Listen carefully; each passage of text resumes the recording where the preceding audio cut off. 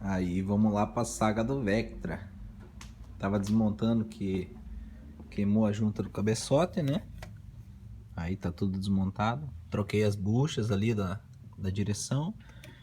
E daí fazia um barulho na embreagem, achava que era o rolamento, né? Que geralmente tirei a caixa fora, tirei agregado, aproveitei para trocar essas molas aqui, coloquei umas outras molas. Desmontei ali, até vou dar uma limpada ali, dar uma lixada que tá bem marcada.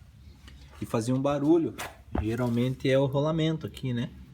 Só que na hora de desmontar, foi ver, é turbo, né? Aí fui ver a embreagem, quebrou. Então daí quando acionava o pedal da embreagem, essa mola saía aqui, fazia desse jeito, ó.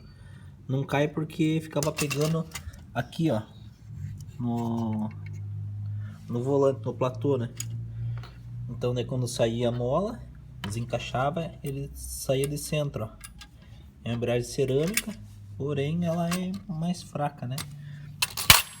Então daí por indicação do pessoal aí que trabalha com turbo, comprei essa daqui, né?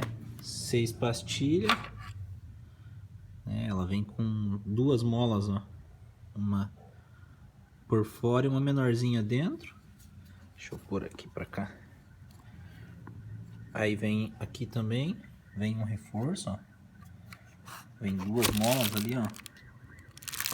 Aqui é que dá a carga, né? Então quando tem essa mola maior aqui, a segunda mola, o platô é mais pesado, empurra mais o disco no volante lá, né?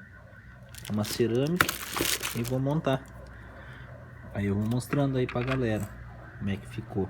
Aí o cabeçote também ficou pronto.